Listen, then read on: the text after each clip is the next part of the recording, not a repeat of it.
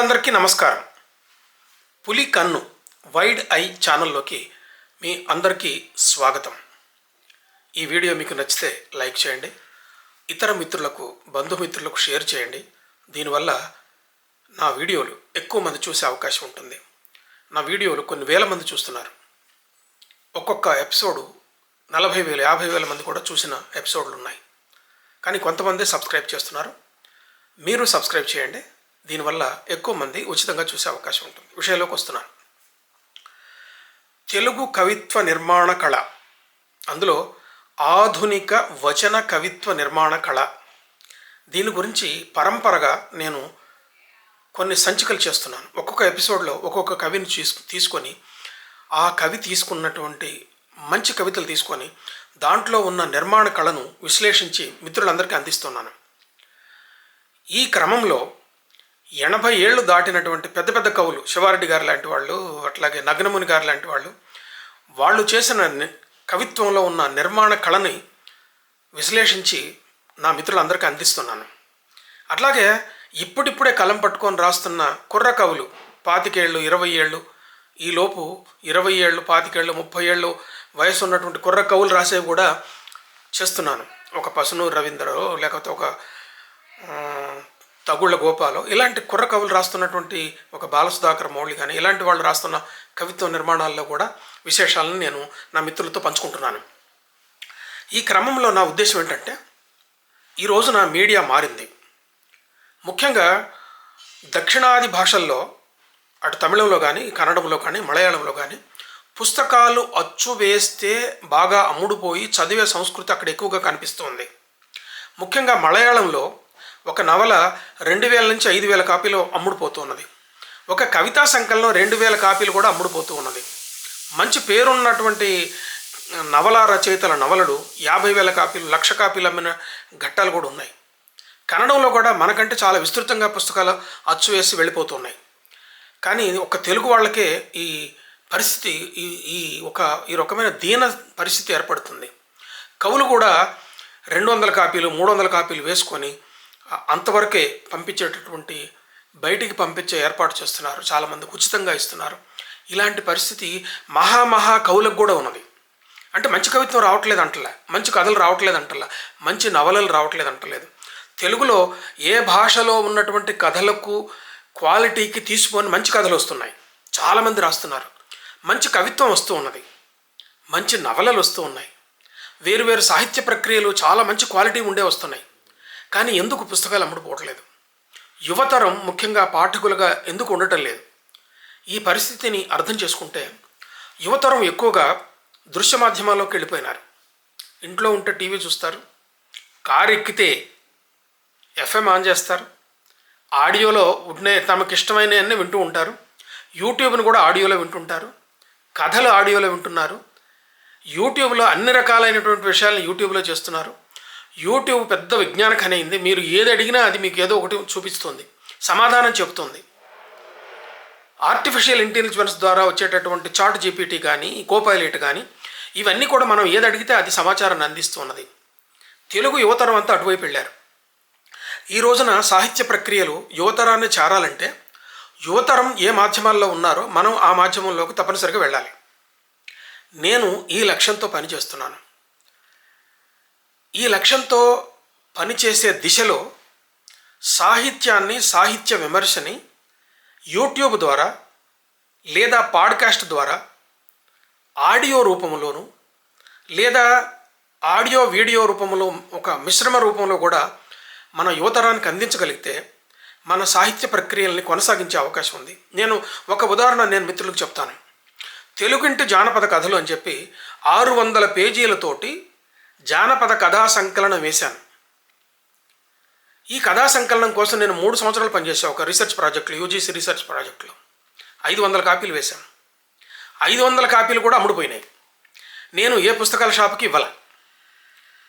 యూట్యూబ్లో ఒక చిన్న వీడియో పెట్టాను. తర్వాత ఫేస్బుక్లో దాన్ని ప్రచారం చేశాను. ఇష్టం ఉన్న వాళ్ళు కొనండి అని చెప్పాను. కానీ ఎక్కువ మంది ఐటీ సెక్షన్లో పనిచేసే వాళ్ళు ఎక్కువ మంది కొన్నారు. నాకు ఆశ్చర్యం వేసింది. సాహిత్యంలో ఉన్న వాళ్ళకన్నా కూడా, అట్లాగే జానపదంలో పనిచేసే వాళ్ళకన్నా కూడా ఐటీ రంగంలోనూ కొత్త వాళ్ళు ఉన్నటువంటి వాళ్ళు ఎక్కువ మంది కొన్నారు. కథలు కూడా వాళ్ళు ఎక్కువ మంది చదువుతున్నారు, కొన్ని చదువుతున్నారు, ఎక్కువ వింటున్నారు. ఆడియో నవలలు వచ్చినాయి, ఆడియో కవితా సంకలనాలు వస్తూ ఉన్నాయి. ఇది ఈనాటి మాధ్యమం. మనం యువతరాన్ని చేరాలంటే తప్పనిసరిగా ఈనాటి మాధ్యమంలోకి పోవాలి. ఈ క్రమంలోనే నేను వచన కవిత్వం నిర్మాణ కళ అనే దీన్ని పెట్టుకున్నాను. ముఖ్యంగా నేను ఆధునిక వచన కవిత అంటున్నాను. వచన కవిత మనకి 1950 నాటికే సంపూర్ణమైనటువంటి రూపం దాల్చింది. ఒక ప్రక్రియగా ఒక అస్తిత్వంతో నిలదొక్కున్నది. కానీ దాని తర్వాత చాలా కాలం 1980 దాకా 80వ దశకం దాకా కూడా వచన కవిత్వం గేయంతోటే గేయ ఛాయలతోటే వచ్చింది. వచన గేయం అని కూడా అనేవాళ్ళు. ఆనాటి పెద్ద పెద్ద కవులు అందరూ కూడా గేయం నడకతోటే వచన కవిత్వం రాశారు. అదొక సంధికాలం.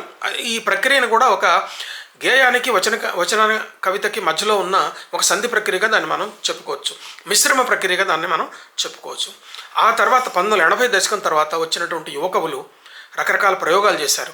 వాక్య నిర్మాణంలో కానీ కవితా నిర్మాణంలో కానీ చాలా విస్తృతమైనటువంటి ప్రయోగాలు చేశారు, చాలా బాగా చేశారు. వాక్య నిర్మాణాల్లో ఎన్నో విశేషాలు తీసుకొచ్చారు. తర్వాత అభివ్యక్తిలో చాలా కొత్త కొత్త మార్పులు వచ్చినాయి. అలంకారాలు చెప్పడంలో సాంప్రదాయకమైన అలంకారాలు వేయటం కంటే చాలా భిన్నమైనటువంటి అలంకారాలు, ఒక సిమిలి కానీ ఒక మెటఫర్ కానీ చాలా భిన్నమైనటువంటి పద్ధతుల్లో వేస్తూ వచ్చారు.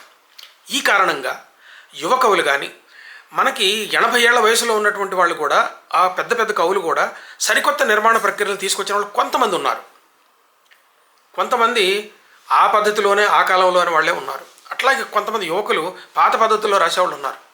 కొంతమంది కుర్రవాళ్ళు పుట్టుకతో వృద్ధులు అన్నట్టుగా ఉన్నవాళ్ళు కవిత్వంలో కూడా కొంతమంది ఉన్నారు. సార్ నేను అలాంటి వాళ్ళు జోలికి పోట్ల. నా మిత్రులు తెలుగు రాష్ట్రాల్లో ఉన్న కవులందరూ నాకు తెలుసు.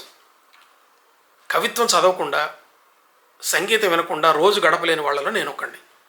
మిత్రులందరికీ విజ్ఞప్తి ఏంటంటే, పెద్ద తరం కవుల దగ్గర నుంచి కుర్రతరం కవుల వరకు నేను 1000 కళ్ళతోటి పత్రికలు అన్నింటిలో కవిత్వం చూస్తూ ఉంటాను. ఈ కాలంలో గడిచిన 30-40 ఏళ్ళుగా కవిత్వం రాస్తున్న వాళ్ళు అందరితోటే నాకు తెలుసు. ప్రత్యక్షంగా ఎంతోమందితో పరిచయం ఉంది, పరోక్షంగా ఎంతోమందితో పరిచయం ఉన్నది. ఒకవేళ పరోక్షంగా కూడా పరిచయం లేని వాళ్ళ కవిత్వం కూడా నేను చదువుతున్నాను. వీళ్ళందరికీ, మా మిత్రులందరికీ మనం ఏంటంటే, మీకు బాగా నచ్చిన మీ కవితా సంకలనాన్ని నా చిరునామాకి మీకు పంపించండి. వీలు వెంట నేను మీ కవిత్వ కళలో ఉన్నటువంటి గొప్పతనాన్ని ఇలా ఛానల్స్ ద్వారా, మీడియా ద్వారా, యూట్యూబ్ ద్వారా అందరికి అందేలాగా చేస్తాను. ఇప్పుడు ఈ క్రమంలో ఇప్పటికే 4-5 మీద చేశాను ఆల్రెడీ. మీరు పులి కన్ను ఛానల్లో మీరు చూడొచ్చు. కాబట్టి ఈ వీడియో కింద డిస్క్రిప్షన్లో నా చిరునామా ఇస్తున్నాను. కవులందరికీ స్వాగతం. ఏంటంటే, మీకు బాగా నచ్చిన విడి కవితలను కానీ, విడి కవితలు అంటే యూనికోడ్ ఫాంట్లో ఉంటేనే, అది కూడా 2-3 విడిగా ఉంటే పంపండి. లేదా మీకు బాగా నచ్చిన కవితా సంకలనాన్ని నా చిరునామాకి పంపండి. ఒక క్రమంలో ఒక పద్ధతిలో ఒక్కొక్క కవిని తీసుకొని వాళ్ళ కవిత్వ నిర్మాణంలో ఉన్నటువంటి గొప్ప కళను గురించి నేను పరిచయం చేస్తాను. అలా కాకుండా మీరు ఈ చాలా పాత పద్ధతులు ఎప్పట్లాగా రాస్తా మీకు బాగా నచ్చిందని పంపొచ్చు. కానీ ఒక మనం ఏంటంటే, మిత్రులందరికీ ఒక మనం ఏంటంటే, సమయం నేను చెప్పలేను. అంటే ఒక వరుసలో ఒక్కొక్క వారానికి ఒక్కొక్క కవితా సంకలనం గురించి నేను మాట్లాడతాను. దీంట్లో priority first come first serve based అని కాదు. కొత్త తరం, కొత్త పద్ధతులు, కొత్త నిర్మాణ కళ ఉన్న వాటిని ప్రయారిటీ ప్రకారం చేసుకుంటూ వస్తాను. మీరు కవితా సంకలనం పంపిన తర్వాత ఎప్పుడు వస్తుందండి, ఇప్పుడు వస్తుందా, అప్పుడు వస్తుందా, ఇలాంటి సంవాదానికి నేను అవకాశం ఇవ్వదలుచుకోలేదు. ఎందుకంటే అది అన్ఎండెడ్గా సాగుతుంది. కనుక మిత్రులందరికీ మనం ఏంటంటే, మీ కవితా సంకలనాన్ని పంపండి. అందులో నాకు బాగా నచ్చినటువంటి కవిత్వ నిర్మాణ కళని ప్రజలందరికీ తెలిసేటట్టుగా నేను అందరికీ అందిస్తాను.